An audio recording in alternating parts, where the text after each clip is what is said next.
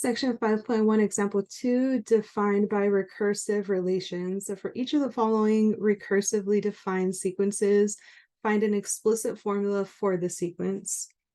All right, let's take a look at this first one. They give us the term and then the rule they want that term to follow, or that sequence to follow. So it's a little difficult to see right now, so I'm just going to start multiplying numbers. So we have 2 as our first term. The next term is going to be, so for a sub 2, so for a2, we're looking at -1 times a1. So we are -3 times a1, which gives us -6. For the next term, we're multiplying this again. So -6, that's going to be +18. And now we're looking at +18 times that -3. That's going to be -453.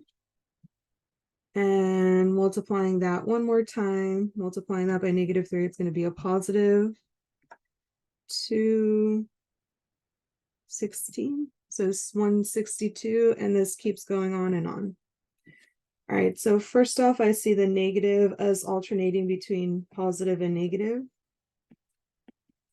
So we know that's going to be part of our general term. So it's going to be -1.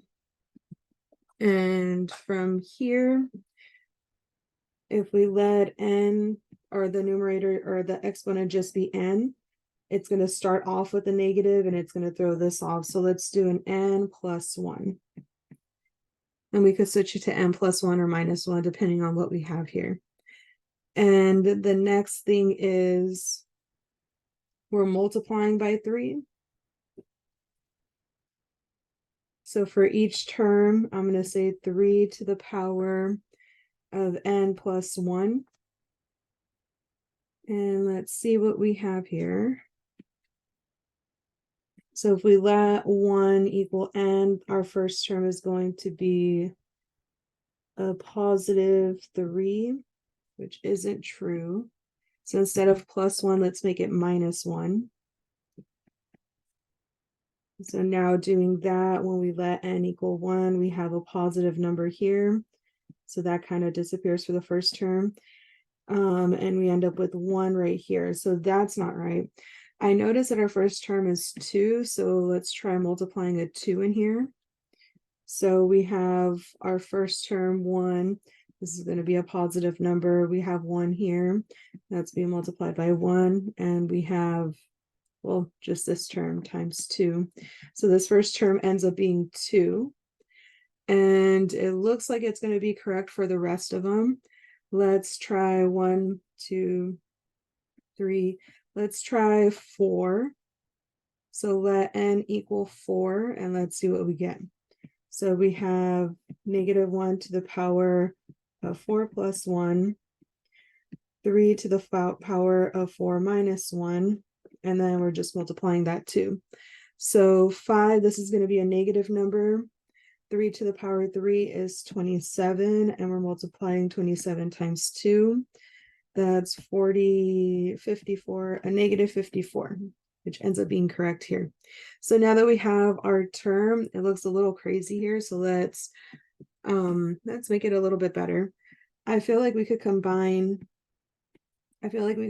these two if we switch this instead of being positive or +1 to making it -1. So -1 instead. And now we could combine these two. It's still going to give us the same thing. So -3 and -1. And that 2, it's still part of the rule, but it'll look better a little bit. It'll look better over here in the front instead of in the back. All right, let's try it one more time. 2, let's try this term here. So that's 1, 2, 3, 4, 5. So we're looking at the 5th term. We should get this 2 times -3 to the power of 5 minus 1. That's 2 times a +81, which ends up being 162. And perfect. That is our general term for that first part. And now let's look at part B.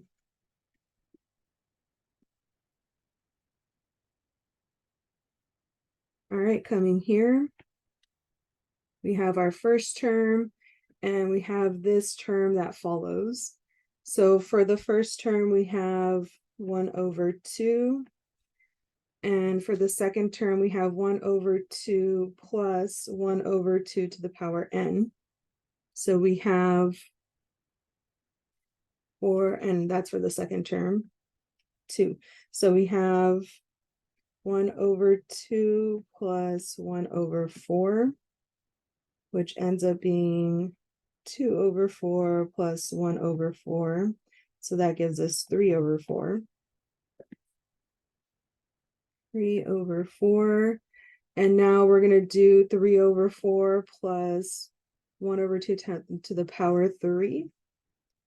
So that's going to be 3/4 plus 1/8. 6/4 plus 6/8 plus 1/8, giving us 7/8. So this part here is a 7/8. And now the next one is going to be a 7/8 plus a 1/16. 14/8 plus 1/16. And that shouldn't be 8, that should be 16. So that's a 15/16. And the next one, I'm going to assume that it's 31/32. So now we have some sort of pattern. And let's see, how could we add these together? So for the first term, it ends up being 1/2. I noticed that I noticed that the numerator is 1 less than the denominator in each of these. So if we were to predict the next one, it'd be 63/64, which looks really cool, but let's look at our general rule. So since the numerator is 1 less than the denominator, let's concentrate on the denominator. So the denominator looks to be powers of 2, which makes sense because we're starting at 1/2 and we're continuously adding half, or 1/2 to the power n. So here I'm going to say that the denominator is n squared, not n squared, 2 to the power n. So 2 to the power n. So for the first term, it's 2. For the second term, it's 4. For the fifth term, it's 32.